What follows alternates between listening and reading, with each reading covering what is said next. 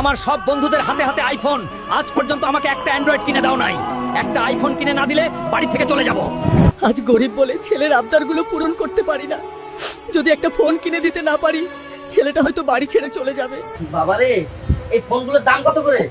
চাচা, এগুলো মোবাইলের তো অনেক দাম, এটা নিতে হলে আপনাকে 2 লাখ টাকা দিতে হবে। মহাজন, আপনার এখানে আমাকে একটা কুলির কাজ দিবেন? আমার অনেক টাকার প্রয়োজন। আপনি কি এই বয়সে এত ভারী ভারী বস্তা টানতে পারবেন? আমাকে যে পারতেই হবে।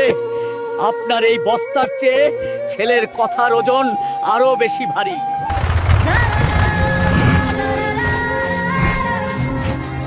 চাচা, কি হয়েছে আপনার?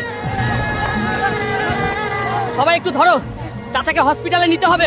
জানিস স্পাইডি, সেদিন তো বাবার সাথে আইফোন কিনে দেওয়ার জন্য অনেক রাগারাগি করছি। এইবার মনে হয় ফোনটা কিনে দিবে, বোঝা যাচ্ছে। তাই নাকি?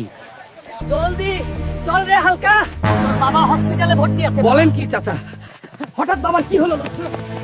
ডাক্তার সাহেব, আমার বাবার কি হয়েছে?